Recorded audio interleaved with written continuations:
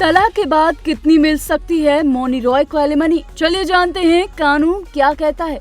TV और बॉलीवुड की मशहूर एक्ट्रेस मौनी रॉय और उनके पति सूरज नाम्बियार ने शादी के करीब 4 साल बाद अलग होने की पुष्टि कर दी है। इस खबर के सामने आते ही सोशल मीडिया पर एक नया सवाल चर्चाओं में आ गया है।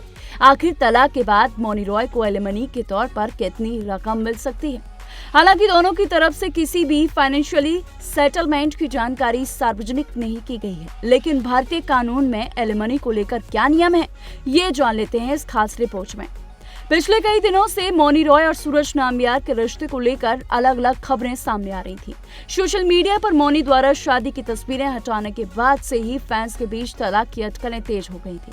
अब दोनों ने आधिकारिक तौर पर अपने अलग होने की पुष्टि कर दी है। तलाक की खबर सामने आने के बाद अब सबसे ज्यादा चर्चा एलिमनी यानी गुजारा भत्ते को लेकर हो रही है। लोग जानना चाहते हैं कि भारतीय कानून के तहत मौनी रॉय को कितनी रकम मिल सकती है। हालांकि भारत में ऐसा कोई तय फॉर्मूला नहीं है जिससे एलिमनी की रकम अपने आप तय हो जाए।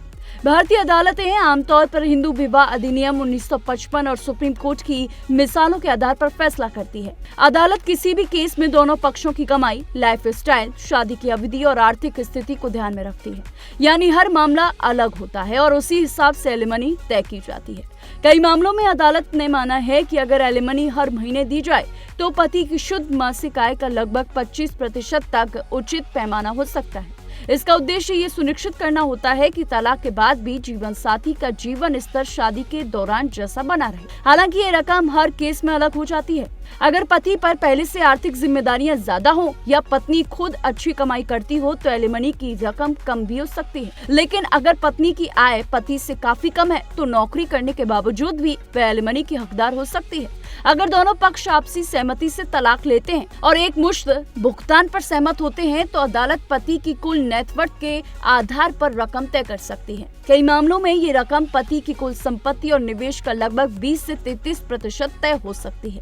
इसमें प्रॉपर्टी, बिजनेस, निवेश और दूसरी संपत्तियां भी शामिल होती हैं। एलिमनी तय करते समय अदालत ये भी देखती है कि शादी कितने समय तक चली। आमतौर पर लंबी शादी के मामलों में ज्यादा एलिमनी दी जाती है।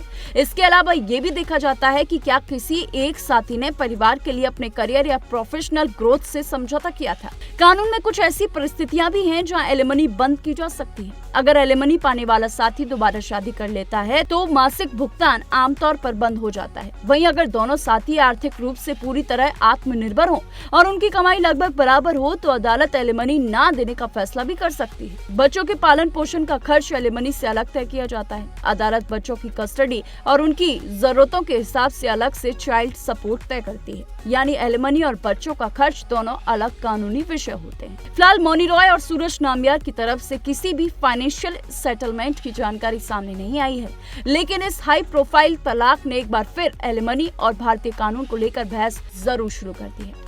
तलाक सिर्फ भावनात्मक नहीं बल्कि कानूनी और आर्थिक प्रक्रिया भी होती है। ऐसे में एलिमनी को लेकर अदालत हर मामले में परिस्थितियों और दोनों पक्षों की स्थिति को ध्यान में रखकर फैसला लेती है। अब देखना होगा कि मौनी रॉय और सूरज नाम्बियार के मामले में आगे क्या नया अपडेट सामने आता है। और क्या पता मौनी रॉय ही एलिमनी लेने से मना कर दे और ये भी हो सकता है कि मौनी रॉय एलिमनी मांगे। ऐसी तमाम बॉलीवुड से जुड़ी अपडेट्स के लिए देखते रहिए TNP एक्सप्लोर।